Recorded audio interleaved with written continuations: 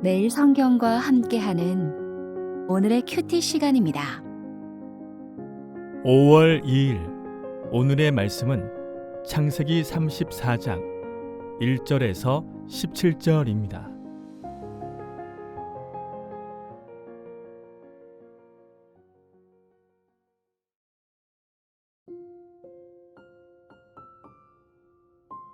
레아가 야곱에게 낳은 딸 디나가 그 땅의 딸들을 보러 나갔더니 히위 족속 중 하몰의 아들 그 땅의 추장 세겜이 그를 보고 끌어들여 강간하여 욕되게 하고 그 마음이 깊이 야곱의 딸 디나에게 연연하며 그 소년을 사랑하여 그의 마음을 말로 위로하고 그의 아버지 하몰에게 청하여 이르되 이 소년을 내 아내로 얻게 하여 주소서 하였더라.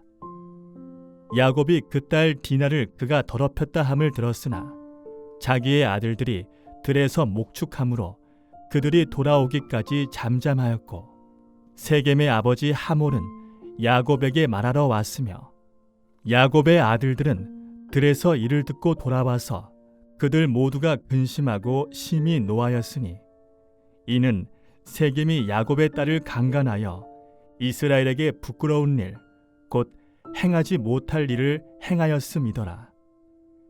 하몰이 그들에게 이르되 내 아들 세겜이 마음으로 너희 딸을 연연하여 하니 원하건대 그를 세겜에게 주어 아내로 삼게 하라. 너희가 우리와 통혼하여 너희 딸을 우리에게 주며 우리 딸을 너희가 데려가고 너희가 우리와 함께 거주하되 땅이 너희 앞에 있으니 여기 머물러 매매하며 여기서 기업을 얻으라 하고 세겜도 디나의 아버지와 그의 남자 형제들에게 이르되 나로 너희에게 은혜를 입게 하라. 너희가 내게 말하는 것은 내가 다 주리니 이 소녀만 내게 주어 아내가 되게 하라. 아무리 큰 혼수와 예물을 청할지라도 너희가 내게 말한 대로 주리라. 야곱의 아들들이 세겜과 그의 아버지 하몰에게 속여 대답하였으니 이는 세겜이 그 누이 디나를 더럽혔음이라. 야곱의 아들들이 그들에게 말하되 우리는 그리하지 못하겠노라. 할례 받지 아니한 사람에게 우리 누이를 줄 수 없노니 이는 우리의 수치가 됨이니라. 그런즉 이같이 하면 너희에게 허락하리라. 만일 너희 중 남자가 다 할례를 받고 우리같이 되면 우리 딸을 너희에게 주며 너희 딸을 우리가 데려오며 너희와 함께 거주하여 한 민족이 되려니와 너희가 만일 우리 말을 듣지 아니하고 할례를 받지 아니하면 우리는 곧 우리 딸을 데리고 가리라.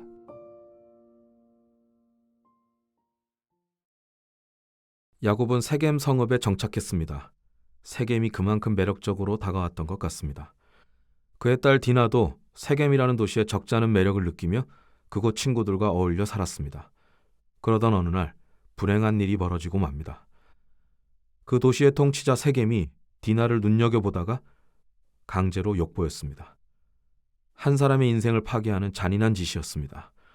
그는 디나에게 집착하며 자기 아내로 삼아 소유하기를 원했습니다. 아비 하몰에게 디나와의 혼인을 졸랐고 하몰은 아들의 청을 들어주기 위해 야곱을 방문합니다. 야곱은 디나의 소식을 가장 먼저 접했지만 이렇다 할 반응을 보이지 않습니다. 아들들은 뒤늦게 사태를 파악하고는 슬픔과 분노에 휩싸였습니다. 이 이야기를 디나의 일탈 때문에 벌어진 사건으로 취급해서는 안 됩니다.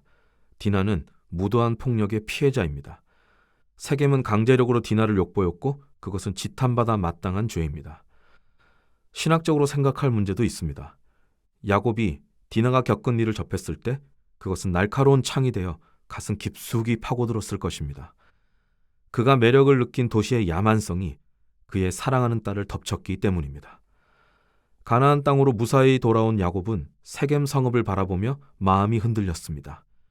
세겜의 화려한 도시 문명에 매료되었고 정착을 결정했습니다.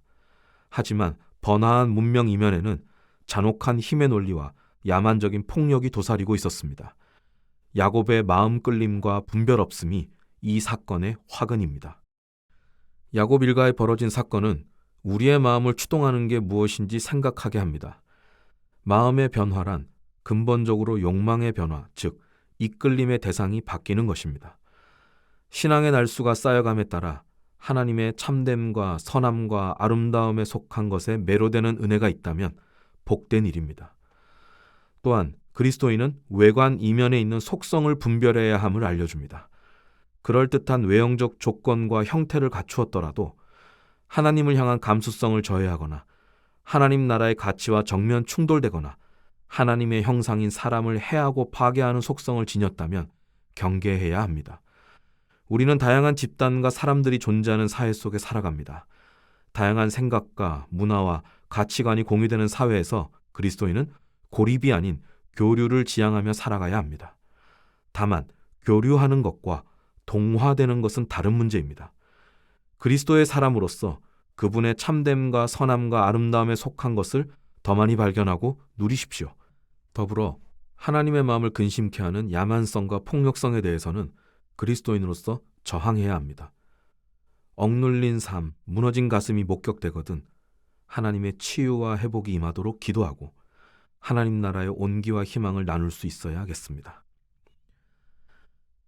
하몰은 야곱의 가족을 찾아와 두 집안 사이에 통혼을 제안합니다.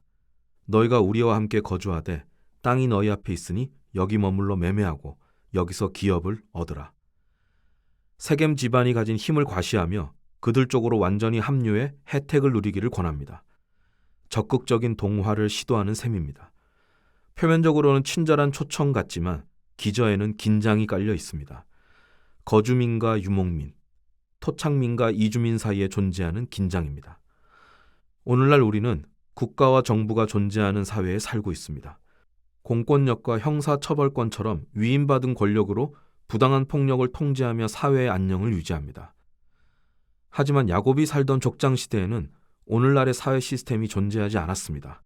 당시에도 사회를 유지하는 방식이 있기는 했으나 원하는 바를 얻고 지키기 위해 폭력을 행사하는 일이 비일비재했습니다. 당 한쪽은 다시는 같은 일을 겪지 않기 위해 보복을 행사하는 일 또한 적지 않았습니다. 개인과 개인, 집단과 집단 사이에 주고받는 폭력은 힘의 불균형에 처한 토착민과 이주민 관계에서는 무자비하게 행사되기 십상입니다. 아브라함과 이삭이 그랄 땅에서 아내를 누이로 속였던 일, 이삭이 우물을 여러 번 빼앗겼던 일은 토착민과 이주민의 관계를 보여주는 대표적인 예입니다. 디나의 사건도 성격상 다르지 않습니다. 하나님은 아브라함과 이삭의 보호자가 되셔서 토착민들이 두려워하게 하셨습니다. 아브라함과 이삭이 불리한 상황에서 뚜렷한 방도를 찾지 못할 때면 하나님이 적극 개입해 해결해 주시곤 했습니다. 야곱의 가정이 직면한 문제도 하나님의 도우심이 필히 요청됩니다. 그런데 이야기는 예상치 못한 방향으로 흘러갑니다. 하몰의 아들 세겜이 디나와의 혼인을 청하며 야곱 집안이 원하는 것은 무엇이든 다 들어주겠다고 약속합니다. 야곱의 아들들은 통혼의 조건으로 할례를 요구합니다.